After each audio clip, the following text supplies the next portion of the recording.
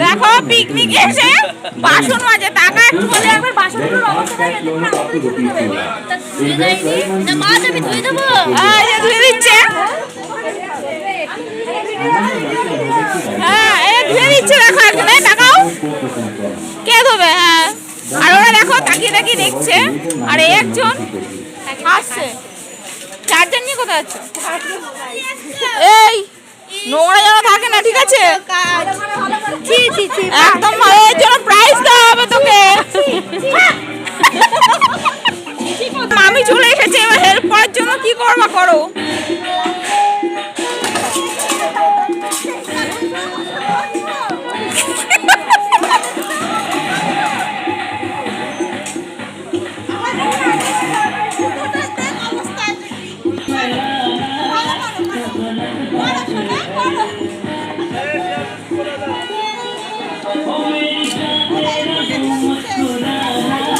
ওই যে